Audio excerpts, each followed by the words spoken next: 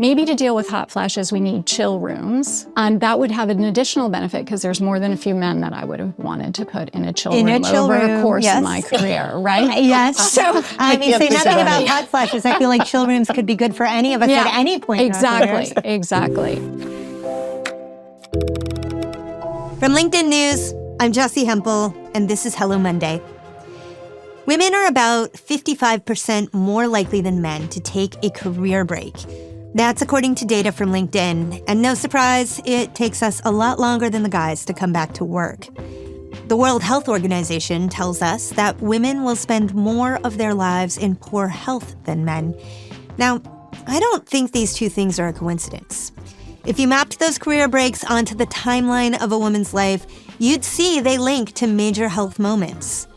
Health inequity is workplace inequity. I'll say it again. Health inequity is workplace inequity. This week, I am speaking with two women I've known and admired a very long time, Melinda French-Gates and Regina Dugan. Now, through her company Pivotal Ventures, Melinda has dedicated her career to expanding opportunity for women and girls and to challenging the systems that hold us back.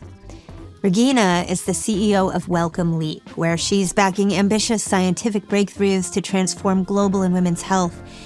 Regina used to lead DARPA. That's where I first learned about her career, and she worked advancing technology teams at Google and Facebook. This episode was originally recorded live and broadcast to premium members from Bellevue, Washington. It was so cool. You will hear from other people who are there. And if you're a LinkedIn Premium member, you can see an extended version of my conversation with Melinda and Regina at the link in the show notes. Here we go. We start with Melinda. Our workplaces were designed for the past, a time when generally men went to work and women stayed home. And yet we know now our workplaces are filled with women, but we need to redesign the workplace so it supports them in all these life stages that they go through in their health and in their family life. Yeah, exactly. And we've seen some progress. We've seen how workplaces have adapted to women needing to breastfeed when they have children, right? And we need to think about what that implies across the full life course for a woman. Like, what do we do with menopause? How do we deal with that? We're going to get into all of that. Yeah. And you're so smart to begin by calling out the fact that we have, over the course of our lifetime, seen so much progress, which is how we know there is so much progress ahead that we can reach for. Absolutely. Right? Let's start by looking at where health inequities broadly touch a woman's career path. Where at work do you see people advance because they are addressed, and where do you see them get pushed aside? And maybe, Regina, I'm going to start by putting you on the spot here. Well, look, I think we have seen over the course of the years we've been making progress that we've made adjustments for things that women have to step out for, including pregnancy and giving birth. I would tell you, when I was in Silicon Valley, I saw some real progress here when, for example, we assigned parental care instead of only maternal care. And in my teams anyway, I very often had men out for as often as I had women. And so, Melinda, you've talked about this before. So when women have to re-enter and they're the only ones doing it, we struggle with it. But when men and women are re-entering, we start to get pathways for them. So that's an example of progress we can make when we're thinking about it properly. I love that example. I know I'm a parent of fairly young children myself, and it was so significant for me that my boss took his full parental leave. Yes. And told me, that's not even just fine. That is the expectation here. That's right. That role modeling is so important, which is why we need to have parental leave policies, as Regina says, that support men and women. That's right. Because the other thing we know is that then if it is a heterosexual couple, the male then participates in the life of the child more fully all the way through, which is great for the child and for him. Yeah, it's good for families. It starts at the very beginning. Yeah. Okay, I want to talk about some of the common ways that women's health issues can be misread in an organization. Yeah. There are all these terms we use like burnout, performance issues, our ambition goes away, that my gut says may actually have something to do with health as well. Yeah. 100%. 100%. Where might I be misreading a woman's performance and miss the fact that it might be tied to a health milestone? Let's do. Go ahead. Should we okay. do cardiovascular? Do cardiovascular. Well, you're going to do cardiovascular. I would say so many things. So first of all, women are often not comfortable talking about their health with their manager and what's going on. Yeah. There are 700 conditions for which women are misdiagnosed or not diagnosed. Yeah. So they're going in and they're touching the health system, but they're being told, well, we don't know. And when you don't know, that also causes anxiety. So now let's go to a specific example, Regina, cardiovascular Specific example, health. cardiovascular. So cardiovascular disease is the #1 killer of women. 100 million women in the world live with chronic or stable chest pain, as we would say. Hundreds of thousands of those women go in for an invasive test and come out without a diagnosis. 700,000 women in the US and Europe alone. They're told your arteries look normal, your heart is healthy, it might be anxiety. Now, it's not surprising. Those women are suffering symptoms from their cardiovascular disease all the time. Yeah. And they step out of the workplace, they need breaks. That is not what happens for men who have cardiovascular disease. Yeah, that is a great example. I'd love to bring you in from a science and innovation side for this. When conditions are under-researched or diagnosed late or simply not taken seriously, what does it actually mean for women's careers? And who ends up absorbing the cost? Yeah. Well, look, one of the big problems here is that for a very long time, research has treated women as if they're small men. Women are not small men, right? We experience health differently, disproportionately, and uniquely. And we just talked about cardiovascular disease, which Melinda and I now have a partnership to provide research to try and get at better answers for women. But as Melinda said, so many of the conditions differently, disproportionately, and uniquely, we don't have diagnostics, we don't have treatments. And as long as that is the case, how are women going to be performant in the work? Now, I want to be just really clear about one thing, and that is we're talking about their performance in the workplace, but women have intrinsic value. We need to make sure that they get answers for their health challenges broadly. And the good news is that makes them better at work as well. Right. I mean, we're talking about this in the context of our careers, but what we are talking about is the way that we live our lives. That's right. 100%. 100%. Okay. So when you think about how leadership paths are structured with long hours or constant travel, where do these models just collide directly with health realities that women might experience in their lives? Well, think about it. Women in, just take the United States, but really around the world, we are the ones who are expected to care for the children, or when the parents get elderly, the first one to step in when you have elderly parents. So just over the course of a woman's life, if she chooses or can have children, but then, okay, she's got aging parents, sometimes she's expected to take care of her partner's aging parents. So that affects everything about her and her work life, right?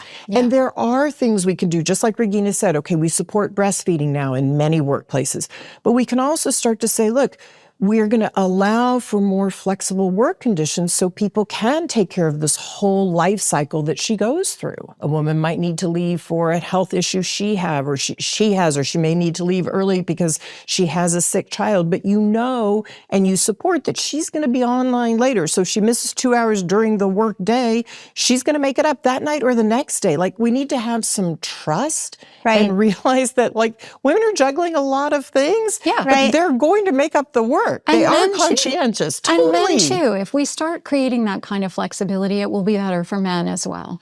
I think that one of the things I want to be really careful about here is that my experience has been, even despite significant health issues, women typically suffer in silence and perform at work at the highest levels.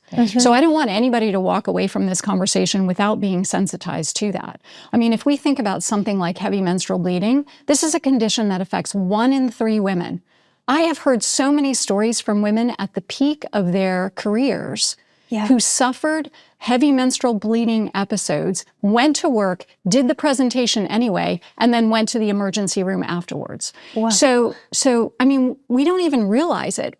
Every minute in this country, a woman goes to the hospital for a blood transfusion because she's menstruating. Every minute. So these are the kinds of things that women are enduring and still performing in the workplace quite often. I think that's so critical that you raise that. Yeah. Because we would never want anybody to think that adding flexibility means letting go of the bar for excellence. Sure. No. Right? Adding No. flexibility empowers the bar for excellence. That's right. Okay. This question comes from Michelle. I think it's actually representative of a bunch of questions on the topic that are coming up. Yeah. How do we move menopause from a personal health conversation to a workplace infrastructure conversation?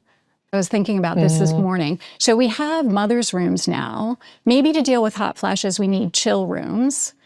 And that would have an additional benefit because there's more than a few men that I would have wanted to put in a chill room over the course of my career, right? Yes. So I mean, say nothing about any. hot flashes. I feel like chill rooms could be good for any of us at any point in our careers. Exactly. I think one of the things we just need to do is recognize there's a full life cycle for women's health. And instead of acting like it's this moment in time, we know all women go through it, just like all women get a period for the most part when they reach puberty, right? And so let's plan for it. Let's help get the information to women. Let's do the research to help women. Right now, women are shooting in the dark, trying to find the right healthcare resources and figure out which hormonal treatment do I need? What do I need to do? It shouldn't be a shot in the dark. It should be a normal part of life that we say, here are the resources and here's what we do know and what the health interventions are. And we're just not there yet. We have a bunch of unknown questions about menopause that we just need to solve for. For example, here's the gap. 99% of the studies on the biology of aging don't include the transition of menopause. Now, how can that, right, that's the shocked look you should have, right? How can that be? 51% of the population, and we don't include it in studies of the biology of aging. We've also got to deal with the gap we have in knowledge for women's health broadly. We have been underinvested for decades. We don't have small gaps. We have chasms in our knowledge for women's biology, and we've got to fix that too. And we are in this golden moment for discovery. That's right. What do we need to realize it? Yeah. Well, I think we've got to change the scale of the investment. And Melinda and I are trying to do that. We're starting, right? So Melinda and I announced a partnership for a $100 million investment in women's research last year. Together with that investment and Welcome Leap's investment, we're at $250 million of investment in women's health research. But we're just starting. There's a long list of things we need to get after on the women's health research side. And folks, if you don't know enough about Welcome Leap, you need to spend some time on the internet. But it is such an exciting endeavor. Can you give us a quick overview for anybody who's maybe new to it? Yeah, sure. Well, the entire mandate for Welcome Leap is to generate more breakthroughs and faster. And the particular model that we use is adapted from the one at DARPA. That's when we first met, of course. And the Defense Advanced Research Projects Agency has a long history of delivering breakthroughs. So what we do in our programs is we challenge everything. We are trying to generate breakthroughs not in a decade, but in years. And everything that we do is designed to deliver that. What I love about this, what speaks to me personally, is that you start with the assumption that, of course, with the right resources and the right minds, we can crack this in a short period of time. That's right. Rather than putting it out there as some long goal, right? Yeah. Well, I mean, I think the most exciting thing about a gap is that it's also an opportunity. Right? Totally. That's the hopeful part of it. There's a gap, but if we fill it, we can get solutions for women so that they can live better lives. Well said. I see this too as an opportunity. We have an opportunity to change women's lives, to change the workforce, to change the way we think about this, but because it's been underfunded and under-resourced for too long. I want to talk more about the ROI of investing in women's health, because that is so much of what moves this forward. You know, one thing that really stands out in the research is how time away from work compounds over a lifetime. It shows up as lower earnings, bigger pension gaps, fewer women reaching senior leadership.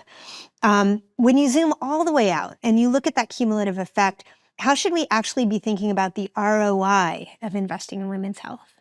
Well, I think we can start to really look at, okay, so what does a gap mean? Both for the woman, for sure, in her lifetime earnings, but what does it mean for the company right? Think about it. When somebody goes out and they need to go out, how do you speed the on-ramps back in? How do you make it flexible so maybe they don't have to take 3 weeks, but they can take, a few days at the beginning and a few days over here? Yeah. We want both the individual to feel supported and productive, but it's also good for the company in the end. Yeah. And as we come out with new discoveries, we can start to lower the costs of healthcare. If you think about the number of times if a woman has to go out and she's misdiagnosed for her heart or her chronic condition or autoimmune, she's going out for many, many appointments versus once we start to have the right diagnostics, it may be one appointment and a follow-up to say, this is what we need to do for you. Yeah. Cardiovascular is a very good example there. Because we don't have diagnostics and treatment for women suffering cardiovascular disease in many of their unique forms as distinct from men, they are often on this diagnostic odyssey, right? They feel like they're almost being gaslit by the medical community. They are suffering real symptoms and real effects in their lives. And half of these women reduce their hours or they step out. They take a lower paying job. For many of these women, just the cost of managing that lower productivity and travel to try and get an answer for their condition can be 10% of their household income. Oh my gosh. Regina, I just want to stay on the emotional experience of what you just said because I felt myself nodding. I know so many people were. Yeah. This feeling that so many women have had of like, I know something's wrong. I need to find the answer. People are telling me it's me or they're telling me it's in my head. And how much of your time and how much of your resources and how much of the medical system's resources are sunk into that. And what you said, Melinda, feels like a real aha for me.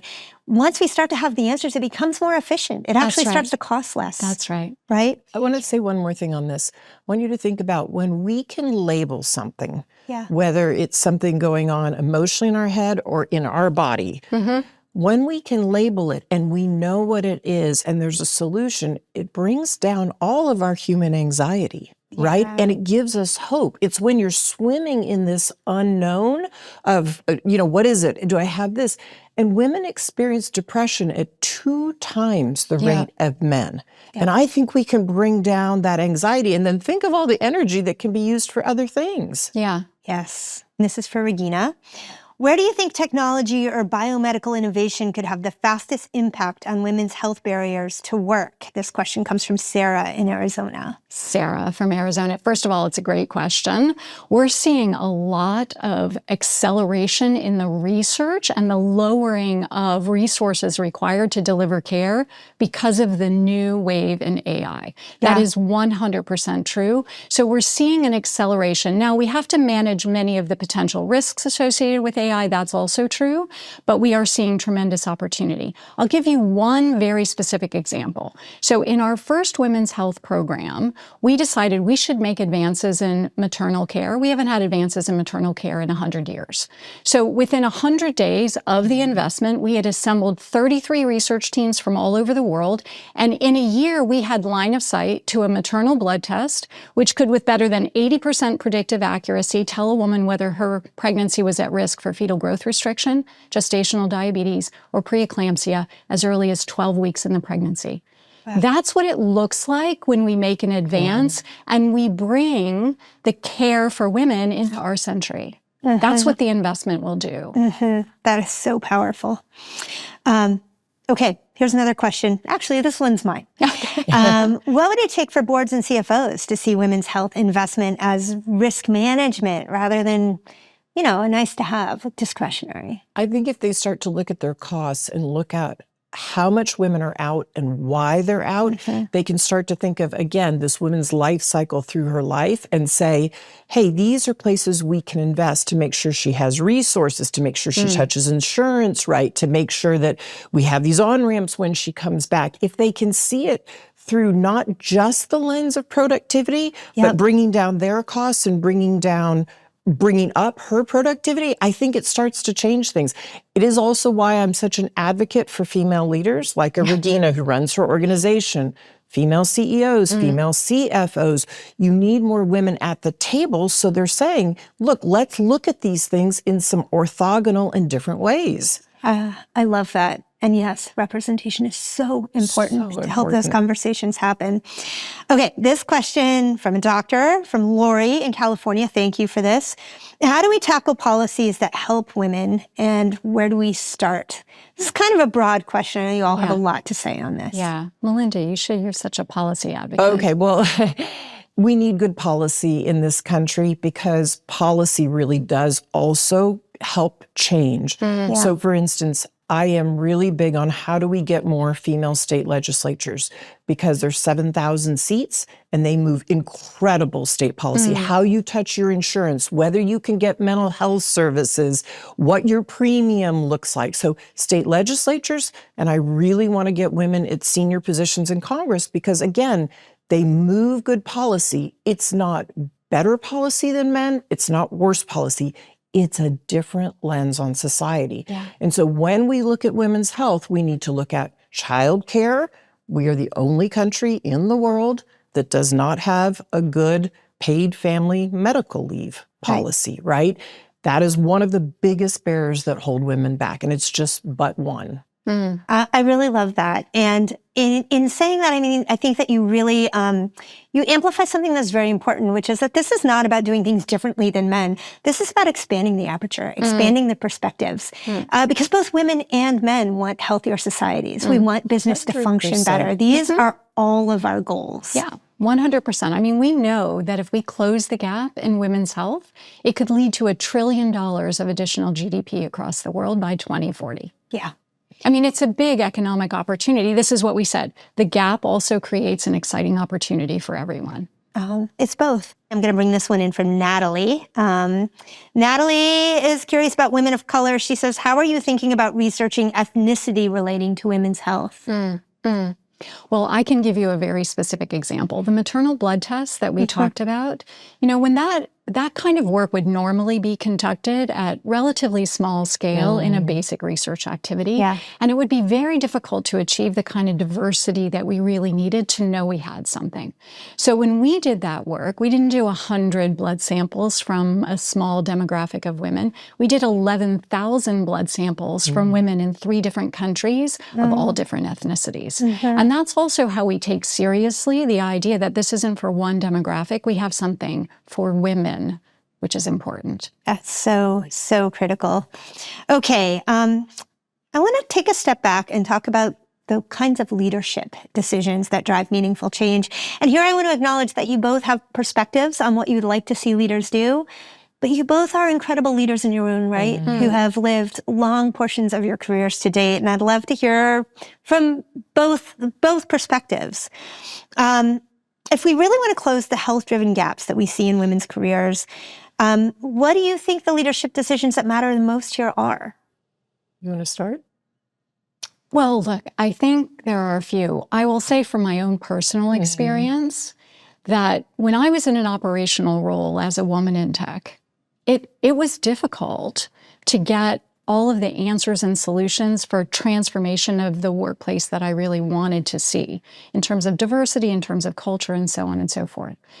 I made a decision pretty early on to start going on to boards, and what I found was that from a board role, you could really affect change. And that was a really interesting experience for me. I didn't expect it to be true, but it really was. So I would encourage that. It's a bit like Melinda said, when we have leadership roles, we can start moving the needle. I love that you said that, and it is so critical. It's so critical. When it comes to women's health at work, what does real accountability actually look like? And who should own it inside an organization? Yeah, the senior most leaders for sure. So many years ago when Melinda and I were on stage, I was talking about the dropout for women in tech. So at that time, I don't have the latest statistics. I bet they're unfortunately not that different. But at that time, women who were technically trained were dropping out of work positions at about 41% within 5 years of their career. Now, if you had a manufacturing line and you lost 41% of your product in step 2 in the manufacturing, you would not call for a networking lunch. That would not be your answer. right? No. So what you would do is you would form a task force. Somebody would hit the big red button and you'd get serious about changing it. You would measure progress. You would try things to see how it would go. Now, the other thing you wouldn't do is just put more material at the front of the pipe. That's also not how we do it. Yeah. So you have to solve the problem that is within your house. Solve that problem and then work on the others. So take it seriously and work on it, just like you would any other problem in your business. I love that. And to end where you started with that question, senior most leader. Senior most leader. Yeah. Okay, this question is about how to discuss all of this with your employer. It will be our last question together. And this, by the way, comes from Patricia in New York. Thank you. One of my family members who is diagnosed with bipolar disorder and does not want to tell their employer out of fear of stigma. What might you recommend? I would first talk with others who have the disorder and they and their families and how they have navigated that conversation and how it's gone. And then I would take it to my employer. This is an issue that so many more people need to talk about and talk about publicly because it affects so many more families than we realize. Yeah, it does. It really does. Mental health is a big one, right? It's huge. We've made a lot of progress in our openness, but we're still shy of the progress we need. I definitely had a personal experience with this. I lost my daughter to depression many years ago, and it took a long time to be able to talk about it. And, oftentimes when I did talk about it, there was a very well-meaning response, right? It's not your fault. But underneath that is this sort of subtle implication that it might be. Yeah. Right? Yeah. We don't comfort a mother, it's not your fault if your child dies of cancer. Yeah. So we've got to figure out still, we've got work to do to make the workplace, but also all of society, all of culture, more open about mental health concerns. And see her courage, like the courage to talk about losing her daughter in the way that she did. That is role modeling. That is a really difficult conversation, but she's role modeling high EQ and what we all crave in society. I haven't talked to a president or prime minister in my long history of my career or CEO that if you don't ask them about their kids, they have to be very callous not to talk about their kids or their family. They care. Yeah. We care. We care about our families. And so how do we start to role model those conversations? Yes. Takes Thank courage. you for that. Thank you. Can I also say it's always easier to be brave sitting next to Melinda? And vice versa. I like Melinda t-shirt that said that. That was Melinda French Gates and Regina Dugan. If you haven't already, check out the incredible work they're doing with Pivotal and Welcome Leap. And if you're a premium member and you want to see the full version of this conversation with lots more viewer questions answered, it's linked in the show notes. I'm Jessi Hempel, and this is Hello Monday. Thanks for joining us. I'll see you right back here next week. Hello Monday is a production of LinkedIn News. The show is produced by Ava Ahmadbegi, Rachel Karp, and Adam Yates. Sarah Storm is our senior producer. Sound design and engineering by Asaf Gedron. The show is mixed by Tim Boland. Our theme music was composed just for us by the mysterious Breakmaster Cylinder. Michaela Greer is a friend of the show forever, as is Victoria Taylor. Kyle Ranson-Walsh is editor-at-large of editorial graphics. Dave Pond is head of production and creative operations. Courtney Coop is head of original programming. Dan Roth is the editor-in-chief of LinkedIn. I'm Jessi Hempel. This is Hello Monday. See you next week.